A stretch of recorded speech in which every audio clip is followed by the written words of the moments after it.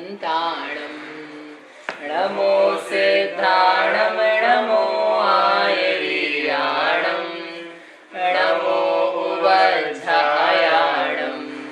नमो लोये सौवसाहुणं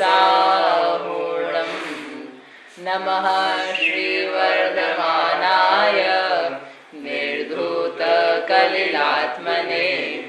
सालोकानां त्रिलोकानां यद्विद्यादर्पणायते।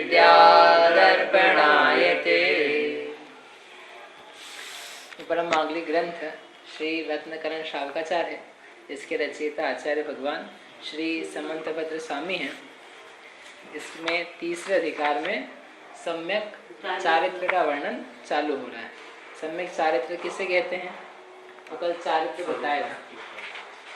कल जो चारित्र बताया था, दो प्रकार का चारित्र बताया जाता है, एक निश्चय चारित्र और व्यवहार चारित्र। निश्चय चारित्र किसे कहते हैं? तो आचार्य ने पहली गाथा में बता दिया। राग द्वेष की निवृत्ति, राग द्वेष का छूटना, और पॉजिटिवली कहो तो उसका अर्थ क्या निकाला था?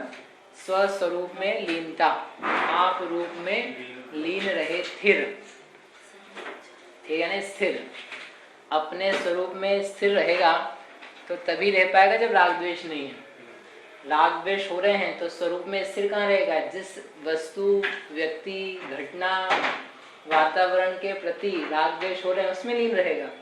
तो यानी राग द्वेष हटना तभी हो पाएगा जब स्वरूप में लीन है, और जब स्वरूप में लीन है तब राग द्वेष नहीं है। ये दोनों समकाल में होते हैं, एक ही टाइम में, अलग अलग टाइम पे नहीं होंगे। ठीक है। और जितना जितना राग द्वेष छूटा हुआ उतना उसको उतना शांति बनी रहेगी, और आत्मा में लीनता के समय उत्कृष्ट रूप से वीतरागता प्रकट होती है, साम्य भाव प्रकट होता है, वह वास्तविक साम्य भाव है। तो पूर्ण रूप से राग द्वेष का निषेध रहेगा जब भी स्वरूप में लीनता होगी। जितना जितना राग द्वेष मिटते जाएंगे उतनी उतनी लीनता बनेगी फिर, क्योंकि पंचम गुण स्थान में भी कुछ स्वसंवेदन है, तो वहाँ पर भी आत्मा का अवलंबन है। सातवें छठे में भी है, तो वहाँ पर भी राग द्वेष पूरे नहीं गए हैं, लेकिन जितने गए हैं उतने अंशों में स्वरूप में लीनता, आत्मा का अनुभवन पाया जाता है। ऐसा तो ये जो राग द्वेष की निवृत्ति, पूर्ण निवृत्ति, तो आचार्य देव ने कहा उसके लिए चारित्र धारण करना है।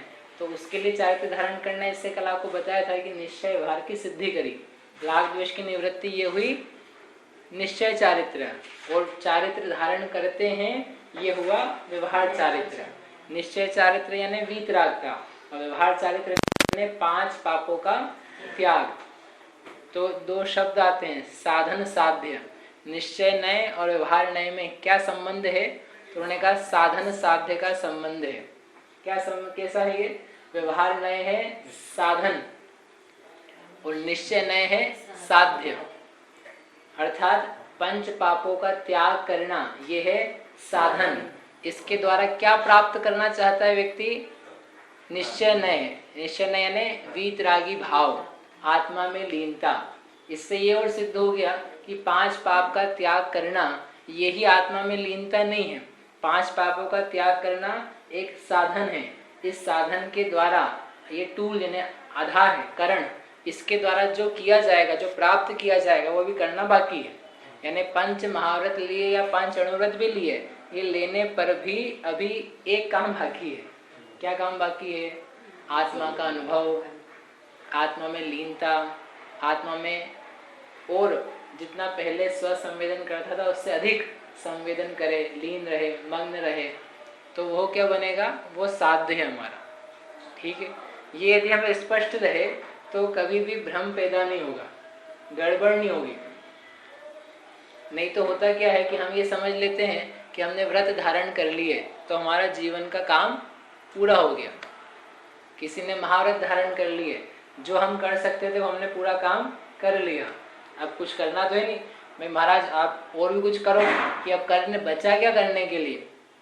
महाव्रत थे वो तो हमने ले लिए, 5 पापों का त्याग था वो तो कर दिया, अब और तो कुछ हो नहीं सकता। अब तो बस इतना ही बचा कि जो हमने लिया है उसको हम चलाते रहें। जैसे पीक होता है ना, पीक हर कंपनी का, व्यक्ति का, प्रोग्रेस का, कि अब पीक पे पहुंच गया, उसको बोलो और प्रगति करो। क्या और कहाँ से प्रगति करें? जितने पूरे भारत भर के लोग थे उनको तो हमने मोबाइल बेच दिए, सबके पास हाथ में दो दो भी आ गए, अब क्या चाहते हो तुम? इससे ज़्यादा हम नहीं कर सकते हैं। तो ठीक है, पीक पे आ गए, अब इतना कर सकते हैं कि इसको बनाए रखो, कोई दूसरी कंपनी वाला ना आ जाए। एक लौकिक उदाहरण है। तो ऐसे कोई व्यक्ति कहे कि हमने जो कुछ करना था, कर सकते थे इस जीवन में, वो कर लिया व्रत धारण करके, अब तो हम पीक पर हैं, अब इतना कर सकते हैं कि इसको मेंटेन करके चलें। तो आचार्य समझाना चाहते हैं इससे कि जब हम कह रहे हैं कि राग द्वेष निवृत्ति अर्थम, राग द्वेष की निवृत्ति के लिए चारित्र लिया जाता है, तो अभी राग द्वेष की निवृत्ति जब तक नहीं हुई है तब तक तुम्हारा पीक आया नहीं है, तुम टॉप पे नहीं हो, अभी टॉप पे आना बाकी है। समझ में आया? तो वो कैसे आएंगे? इस साधन के द्वारा अपनी आत्मा को जानने, मानने, अनुभवने का और अधिक प्रयास करो। मानते तो हो आप, स्वसंवेदन करके आओ, सम्यक दृष्टि हो, अब इस साधन के द्वारा सारी निवृत्ति होगी ना बाहर की, अब कोई क्रियाकलाप बचा नहीं है, कोई गृहस्थी काम है नहीं, कोई झंझट है नहीं, विकल्प है नहीं, अब जो आनंद प्राप्त हो सकता है उत्कृष्ट, उसको प्राप्त करो स्वस्वरूप लीनता द्वारा। ठीक है? तो ये अब आपसे पूछे हम कभी कि चारित्र किससे कहते हैं, तो आप क्या कहेंगे? आत्मस्वरूप में लीनता, यह निश्चय चारित्र है, और इस चारित्र के लिए 5 पापों का त्याग करना, यह व्यवहार चारित्र है। और इतना लंबा नहीं दे सको तो इस चरणानुयोग के अनुसार क्या चलेगा? हिंसा अधिक 5 पापों से विरति होना, उससे आचार्य चारित्र कहते हैं। और इसका प्रयोजन बताओ, तो प्रयोजन क्या है इस व्यवहार चारित्र का, या इस चारित्र का प्रयोजन क्या है? राग द्वेष निवृत्ति। तो ये प्रयोजन आपको बताना होगा कि इस चारित्र का प्रयोजन राग द्वेष की निवृत्ति है। तो इसमें आ गया निश्चय। ठीक है, अब बार बार आगे नहीं बताएंगे कि इसका भैया ये करना है, इससे निश्चय सिद्ध करना है, लेकिन ये एक बार शुरू में बता दिया, क्योंकि यहाँ पर अध्यात्म की प्रधानता नहीं है। प्रधानता किस चीज की? यहाँ पर चरणानुयोग। चरणानुयोग में चारित्र आचरण कैसे किया जाए, परिणाम निर्मल कैसे बनाया जाए, वचन मन काया की प्रवृत्ति कैसी होवे, इसकी तरफ ध्यान ज्यादा रहेगा। लेकिन उसका प्रयोजन बहुत क्लियर है आचार्यों को कि ये हम इसी के लिए नहीं बता रहे हैं, ये अब इसके लिए बता रहे हैं कि राग द्वेष छूट जाए। ठीक है, व्रत भी पालेगा ना अच्छे मन से, तब भी अच्छा लगेगा, तब भी कषाय में शांति आएगी, लेकिन वह उपलब्धि नहीं है अकेली, उपलब्धि राग द्वेष की निवृत्ति बाकी है। ठीक है, प्रशम सुख अलग है और अतीन्द्रिय सुख अलग है। 2 प्रकार के, 4 प्रकार के बताए थे आपको छैडाला में। इंद्रिय सुख, मानसिक सुख, प्रशम सुख और अतीन्द्रिय सुख, ये 4 प्रकार के सुख हैं। 2 तो समझ में आते होंगे, इंद्रिय सुख, मानसिक सुख। प्रशम सुख, प्रशम सुख यानी क्या है? जो कषायों की मंदता से होने वाला सुख है, जो अच्छा लगता है, उसे कहते हैं प्रशम सुख। भगवान का दर्शन किया आज, कैसा लगा? कैसा लगा? अच्छा लगा। तो जैसा आप लड्डू खाते हो वैसा अच्छा लगा, तो टीवी देखते हो वैसा अच्छा लगा हैं? कैसा अच्छा लगा बताओ, कैसा अच्छा लगा? तो खाने पीने घूमने फिरने उस टाइप का अच्छा लगा क्या? तो आप बोलोगे वैसा कुछ भी नहीं था, लेकिन अलग टाइप का था। वो अलग टाइप क्या है?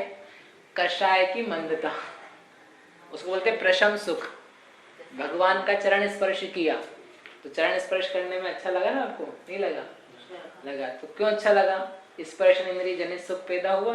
भगवान के चरण कितने चिकने, कोमल कोमल, बढ़िया, ऐसे थे। ऐसा लगा कभी ना? आज तक कभी भगवान का स्पर्श किया होगा, चरण स्पर्श, तो एक भी व्यक्ति को ऐसा ही लगा होगा स्पर्श करके स्पर्शन इंद्रिय संबंधी सुख मुझे पैदा हो रहा है, लेकिन अच्छा जरूर लगा। तो वो अच्छा किस बात का है? एक महानता का, कषाय की मंदता का। आज मैंने महान कार्य किया, सारे कषाय कार्य छोड़ के, पाप छोड़ करके एक अद्भुत परिणाम पैदा हो। ठीक है, परिणामों में स्वच्छता आई, परिणामों की स्वच्छता के निमित्त जिन बिंब, ऐसा होने से परिणाम स्वच्छ हुए। स्वच्छ होने का मतलब ही कषाय की मंत्र, वो हुआ प्रशम सुख। ठीक, तो जो महाव्रत लिए, अणुव्रत लिए, ब्रह्मचर्य लिया, इन सब में भी सुख हुआ, अच्छा लगा। तो वो सुख कौन सा है?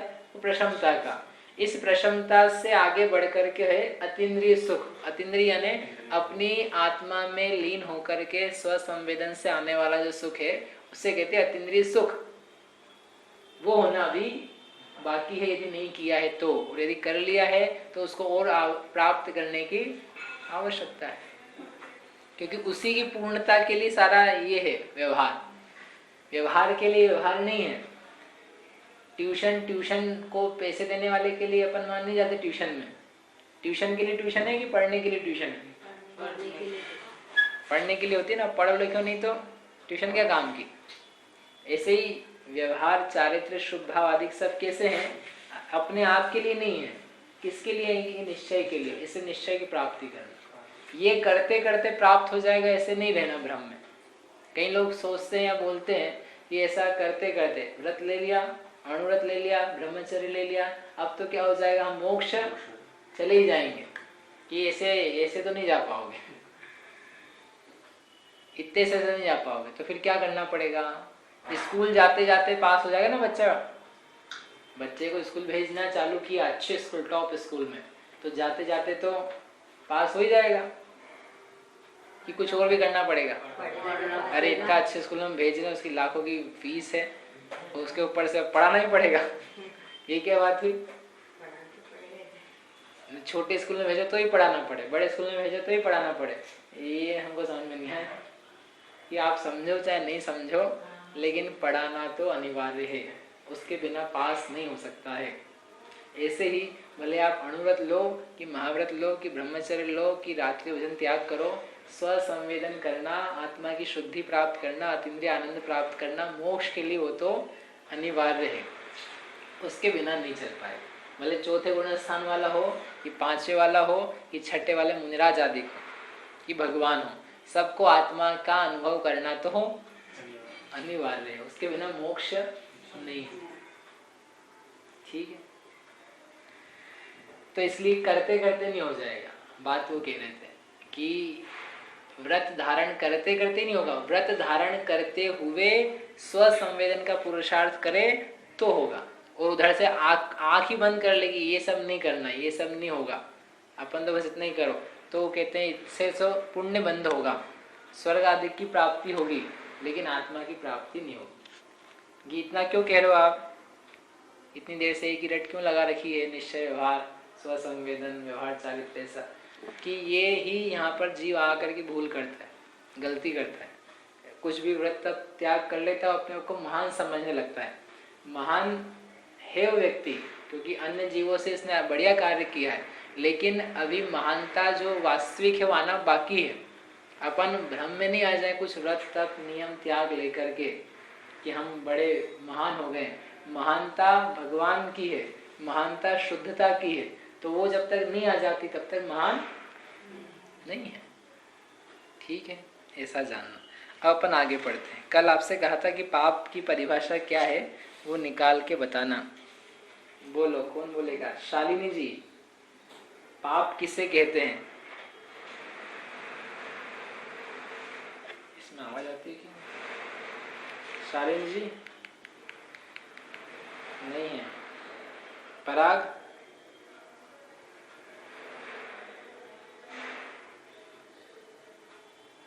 पता नहीं इसमें क्या सिस्टम। आप ही बताओ भाई, पाप किसे कहते हैं? हाँ,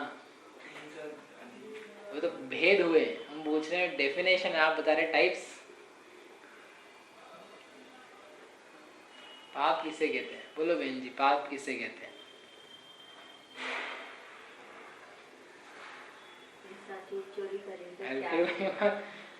हिंसा, झूठ, चोरी, कुशील, परिग्रह को पाप कहते हैं, लेकिन ये तो पाप के प्रकार हैं, पाप के भेद हैं। जैसे हम कहें आम किसे कहते हैं, तो आप बोलो हापुस, केसर, लंगड़ा, इनको आम कहते हैं। ये तो आम के प्रकार हैं। आम बताओ, आम किसे कहते हैं? आम किसे कहेंगे? जो रसीला हो, रस भरा हो, स्वादिष्ट हो, पीले रंग का हो, गर्मी के मौसम में आता है, उसकी क्वालिटीज, उसके लक्षण जैसे कुछ हैं, एक विशिष्ट रस जिसमें होता है, अंदर गुठली होती है, इस टाइप का कुछ मतलब डेफिनेशन बनानी होगी। इसे पाप किसे कहते हैं? बोलो बहन। दुख के कारण को पाप कहते हैं। हाँ बोलो, पाप किसे कहते हैं? दुख का कारण बुरा कार्य। हाँ, दुख का कारण बुरा कार्य उसे कहते हैं पाप। ये अपन ये तो समझ कहते हैं पाप मत करो, पाप मत करो, लेकिन वो पाप नहीं करो, क्या नहीं करे? हिंसा नहीं करे। लेकिन हिंसा तो बाहरी चीज है, साथ में एक और चीज है, दुख का कारण बुरा कार्य, बुरा परिणाम, जिससे दुख पैदा होता हो, वे सारे बुरे परिणाम, दुख यानी नरक गति की प्राप्ति हो, तिरंच गति की प्राप्ति हो, निगोद की प्राप्ति हो, दीन दुखी अनाथ दरिद्री इस टाइप के मनुष्य आदि बनने की प्राप्ति हो, वो सब कार्य क्या है? पाप। बहुआरंभ परिग्रहत्वम, जिससे बहुत आरंभ बहुत परिग्रह के परिणाम हो, वे सब पाप रूप परिणाम। ऐसे पाप को 5 भागों में बांटा, समझ में? दुख का कारण बुरा कार्य कहलाता है पाप, जिसका फल बुरा है, वो चीज वो भाव बुरा है, वो कार्य बुरा है, जिसका रिजल्ट अच्छा नहीं आने वाला वो चीज बुरी है, उस बुरी चीज का नाम है पाप। एक और आपको परिभाषा कल बताई थी, कौन सी? जो जीव की पुण्य से रक्षा करे। हाँ, जो जीव की पुण्य से रक्षा करे, अर्थात पुण्य से बचा के रखे, पुण्य से दूर रखे, पाप रूप प्रवृत्ति में मग्न रखे। पुण्य किसे कहते हैं? अच्छी चीज को, भली चीज को, जो प्रशस्त परिणाम है उनको, जिससे जीव ऊर्ध्व गति आदि को प्राप्त होता है, स्वर्ग आदि के सुख को प्राप्त होता है, उसे कहते हैं पुण्य। ऐसी चीजों से जीव की रक्षा करे यानी अधोगति ले जाए, उन सबको बोलते हैं पाप। ये पापों का विभाजन आचार्य ने कहा 5 प्रकार में हम कर रहे हैं। कौन कौन से? हिंसा, झूठ, चोरी, कुशील, परिग्रह। चलो ठीक है। इसके अब चारित्र के 2 प्रकार करते हैं। 5 पापों के त्याग करने को ही क्या कहा? चारित्र। वो चारित्र 2 प्रकार का, गाथा नंबर 4 है, इसमें पढ़ते हैं। सकलम विकलम चरणम तत्सकलम सर्वसंग विरतानाम अनगाराणाम विकलम सागाराणाम ससंगानाम। चरणम, चरणम यानी चारित्र। सकलम विकलम 2 प्रकार का है, सकल चारित्र और विकल चारित्र। तत् उसमें भी सकलम जो सकल चारित्र है वह किसके है? सर्व संग विरता नाम, जो सर्व संग से विरत हैं। संग किसे कहते हैं? जो संग का त्याग करके संघ में रहते हैं, मुनिराज। संग यानी होता है परिग्रह। जो निसंग है अर्थात परिग्रह से रहित हैं, निर्ग्रंथ हैं, जो ग्रंथ से रहित हैं। एक बार एक व्यक्ति निर्ग्रंथ का अर्थ बता रहा था, जिसके पास कोई ग्रंथ नहीं है वो निर्ग्रंथ है।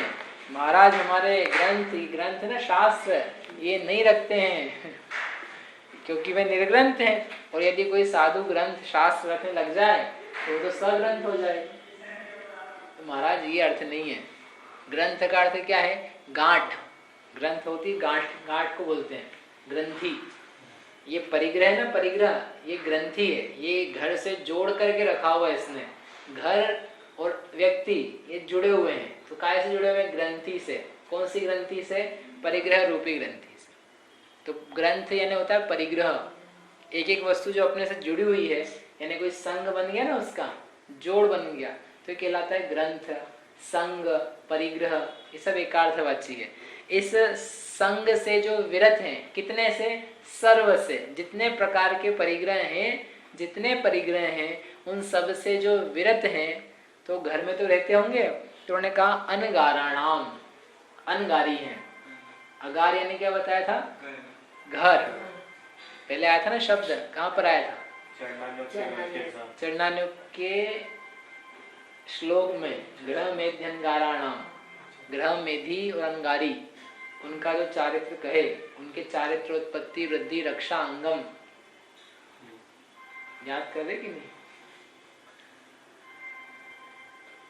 वहां आया था अनगार, तो समझा दिया था। अगार यानी घर, अनगार यानी जो घर से रहित हैं, जिन्होंने घर का त्याग कर दिया है, तो कहाँ रहते हैं फिर? उनका मकान वगैरह, मकान की जरूरत नहीं है। जो वन में रहते हैं, वन में नहीं रहे तो नगर के पास में, गांव आदि के पास में रहते हैं। बस्तियों में जो मंदिर आदि के, मंदिरों में रहते हैं। अन्यथा विहार ही करते रहते हैं निरंतर, तो इसलिए उनको स्थान एक नियत चाहिए ही नहीं। यदि आप पूरे भारत भर में भ्रमण करते रहो 12 महीने, तो आपको घर की क्या जरूरत है? और घर यदि रहेगा तो कितने घर खोले आपके लिए? कहाँ कहाँ घर बनवाने पड़ेंगे?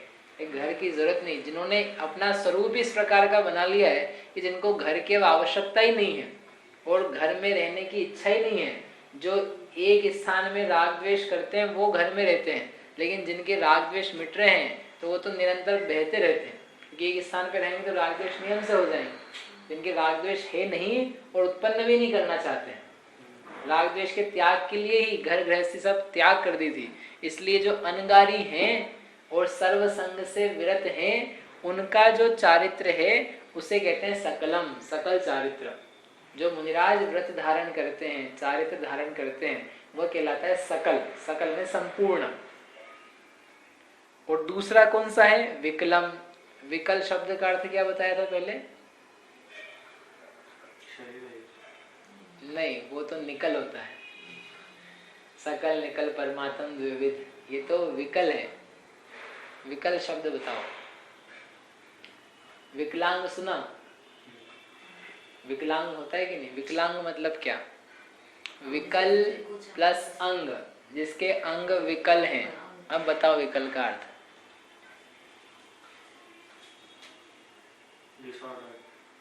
डिसऑर्डर नहीं होता विकलांग। विकलांग है ना जिसके अंग नहीं है, जिसके अंगहीन है, उसको बोलते हैं विकलांग। यानी विकल का क्या अर्थ हुआ? जिसके अंगहीन है, कम है, उसको बोलते हैं विकलांग। यानी विकल हुआ कम, हीन, अल्प। तो जिसका चारित्र अल्प है, कम है, पूरा नहीं है, जिसके अंग पूरे नहीं है, उसको बोलेंगे विकलांग। और जिसके अंग पूरे हैं उसको बोलते हैं सकलांग। विकलेंद्रिय सुना? विकलेंद्रिय शब्द सुना? नहीं सुना? क्यों खुशबू? विकलेंद्रिय नहीं जानते? सकलेंद्रिय नहीं जानते? एकेंद्रिय? हाँ, एकेंद्रिय। एकेंद्रिय, फिर जो 2, 3, 4 इंद्रिय हैं उसको बोलते हैं विकलेंद्रिय, विकल प्लस इंद्रिय। और पंचेंद्रिय को बोलते हैं सकलेंद्रिय। इंद्रियां होती 5, जिसके सकल इंद्रिय है, सारी की सारी इंद्रियां हैं, उसको बोलते हैं सकलेंद्रिय। और विकलेंद्रिय यानी जिनकी इंद्रियां विकल है, विकल यानी कम है, हीन है, अल्प है, उसको बोलते हैं विकलेंद्रिय। 2 इंद्रिय, 3 इंद्रिय, 4 इंद्रिय। तो एक इंद्रिय भी तो विकलेंद्रिय है। एक इंद्रिय को एक इंद्रिय बोल ही लिया ना अलग से, इसलिए उसको विकलेंद्रिय में शामिल नहीं करते। बाकी वो भी विकलेंद्रिय है, विकल है, इंद्रियां उसकी कम है, पूरी नहीं है, 5 नहीं है। ठीक है। ऐसे विकल चारित्र, विकल चारित्र यानी जिनका चारित्र पूरा नहीं है। अच्छा, तो क्या अर्थ है इसका? क्या ये 5 पाप में से 2 का त्याग करते होंगे, 3 का नहीं करते होंगे? 2 पाप नहीं करते और 3 पाप करते हैं। कितने नहीं, ऐसा अर्थ मत लगाओ, ऐसा नहीं चलेगा। यहाँ ये अर्थ बताएंगे आगे कि 5 पापों का जो पूरा त्याग नहीं करते हैं, थोड़ा त्याग करते हैं और थोड़ा इनके त्याग अभी नहीं है, इस टाइप का इनका चारित्र है। मुनिराज ने 5 पापों का पूरा त्याग किया है, इसलिए उनका चारित्र सकल है। लेकिन जो ये व्यक्ति है गृहस्थ, सर्वसंग से अविरत, वह 5 पापों का त्याग तो करता है, इसलिए चारित्र है, लेकिन पूरा त्याग नहीं करता है, इसलिए विकल चारित्र है। आई बात समझ में? किनका होता है यह? सागाराणाम। ये स्वामी होता है। सागाराणाम यानी स अगार, जो अगार यानी घर से सहित हैं, गृहस्थ हैं, घर में रहने वाले हैं। और अकेले घर में रहने वाले नहीं, ससंगा नाम, इनके संग भी है। क्या संग है? स्त्री, पुत्र, धन, दौलत, मकान, वस्त्र, बर्तन, कपड़े, बच्चे, माता पिता, भाई बहन। तो ये कोई परिग्रह होता है क्या? भाई बहन कौन सा परिग्रह? भाई बहन, भाई बहन परिग्रह है क्या? माता पिता परिग्रह है क्या? आप अच्छा बता रहे हो, हम आज ही परिग्रह का त्याग कर देते हैं माता पिता का। ये तो हमको पता ही नहीं था, परिग्रह का त्याग करना होता है। माता पिता परिग्रह है, चलो त्याग कर दिया जाए। पत्नी भी है नहीं, उसका बाद में ऐसा नहीं करना भैया हो। हाँ, चेतन अचेतन परिग्रह 2 बताए थे पहले। 10 प्रकार के सामान्य से चेतन परिग्रह और अचेतन परिग्रह। चेतन परिग्रह में माता पिता, भाई बहन, मित्र, कुटुंब, रिश्तेदार, ये सब चेतन है। उनके प्रति प्रेम है कि नहीं, राग है कि नहीं, मिलूं, बात करूं, राखी बंधाऊं उनसे, उनके साथ खूब प्रसन्नता होती है, ये सब राग का परिणाम है। और ये राग का परिणाम परिग्रह के अंतर्गत है। बच्चे, ये सब चेतन परिग्रह। दास दासी, घोड़ा, हाथी, बैल, चेतन परिग्रह। ठीक। अचेतन परिग्रह यानी मकान, गाड़ी, रुपया, पैसा, सोना, चांदी, ज्वेलरी, कपड़े, चश्मा, laptop, computer, TV, mobile, internet connection, सब क्या है? अचेतन परिग्रह। तो जो इन दोनों को बोलते हैं संग, एक शब्द में परिग्रह को, जो संग से सहित हैं, जो परिग्रह से सहित हैं। परिग्रह से सहित हैं, घर में रहने वाले, फिर भी देखो महानता की आचार्य कह रहे हैं कि इनके चारित्र है। क्यों चारित्र है? कि ये सकल चारित्र के धनी तो नहीं है, इनके पास पूरा चारित्र तो नहीं है, परंतु ये संभव है कि इनके विकल चारित्र हो। तो क्या सारे घर में रहने वाले विकल चारित्र वाले हैं? कि नहीं नहीं, सबको नहीं कह रहे हैं। जो अभी हम आगे बताने वाले हैं, 5 पापों का थोड़ा त्याग करे, बुद्धि पूर्वक, नियम पूर्वक, त्याग पूर्वक, आज जीवन के लिए, 1 का नहीं, 2 का नहीं, 5 का, उसको कहेंगे सकल चारित्र के अलावा जो विकल चारित्र है उसका स्वामी, गृहस्थ। ठीक है, समझ में आए? सकल चारित्र तो गृह त्यागी को ही होगा, लेकिन गृह त्यागी भी बहुत सारे होते हैं। कपड़े पहनने वाले भी गृह त्यागी हो सकते हैं, वन जंगल में रहने वाले भी गृह त्यागी हो सकते हैं, लेकिन गृह त्यागी हो प्लस क्या होना चाहिए? सर्वसंग विरता नाम, सर्वसंग से विरत होना चाहिए। विरत समझ में आता है? त्यागी, उसमें रति नहीं है जिसको, परिग्रह में जिसको रति नहीं है उसको रखता भी नहीं, वस्त्र का धागा भी अपने पास नहीं रखता, एक 4 आना 8 आना 10 पैसा 5 पैसा कुछ भी नहीं जिसके पास, कोई मकान दुकान कुछ भी नहीं रखते हैं। ऐसे सर्व संग के त्यागी अद्भुत दिगंबर मुनिराज, वे कहलाते हैं सकल चारित्र के धनी, और उनके रास्ते पे चलने वाले सम्यक दर्शन ज्ञान से संपन्न, 5 पापों के एक देश त्यागी, गृहस्थी, वो विकल चारित्र। ये 2 चारित्र के भेद हुए। अब विकल चारित्र किसे कहते हैं, क्या होता है, तो बता रहे हैं। 5वें नंबर का श्लोक, गृहीणां त्रेधा तिष्ठत्यणो गुणशिक्षाव्रतात्मकं चरणं पंचत्रिचतुर्भेदं त्रयं यथा संख्यमाख्यातम्। गृहीणां, गृहीणा मैंने घर में रहने वालों के, त्रेधा 3 प्रकार का, तिष्ठति चरणम, चरण मैंने चारित्र, तिष्ठति यानी होता है क्या? 3 प्रकार का। कैसे? अणु गुण शिक्षा व्रतात्मकम, तीनों के साथ व्रत लगाना, अणुव्रत रूप, गुणव्रत रूप और शिक्षाव्रत रूप, ये क्रम है।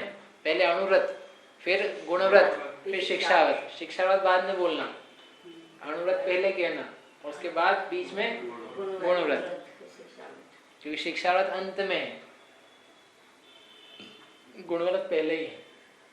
ठीक है, ये सब क्रम ध्यान रखने, 5 पापों के भी क्रम, 5 व्रतों के भी क्रम। कैसे हैं ये? पंच त्रिचतुर्भेदम, 5 प्रकार का है, 3 प्रकार का है और 4 प्रकार का है। कौन ये तीनों? तो कैसे हम समझे कौन कितना है? यथा संख्यम, यथा संख्या मैंने क्रमशः, रिस्पेक्टिवली, उनमें आख्यात मैंने कहा गया है। तो पहला क्या कहा था? अणुव्रत। अणुव्रत कितने प्रकार का? 5 प्रकार का। गुणव्रत 3 प्रकार का। शिक्षा व्रतात्मकम 4 प्रकार का। ये 4 प्रकार का होता है। तो सब मिला के कितने हो गए?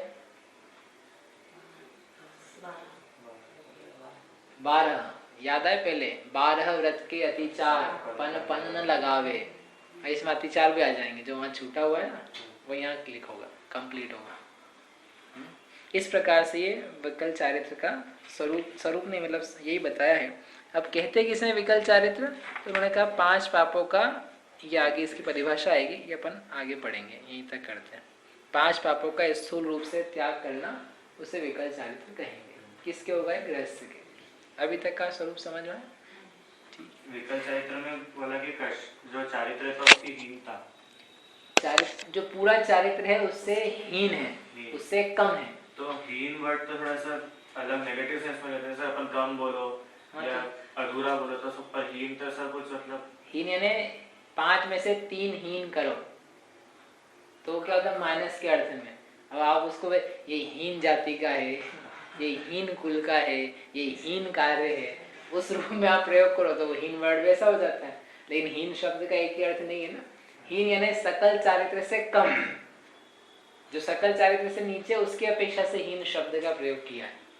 ठीक है, इसलिए बन जाएगा। यहीं तक करते हैं। कोई प्रश्न है? जावाणी के ज्ञान ते सूझे लोकालो, सो वाणी मस्तक नवो सदा देतु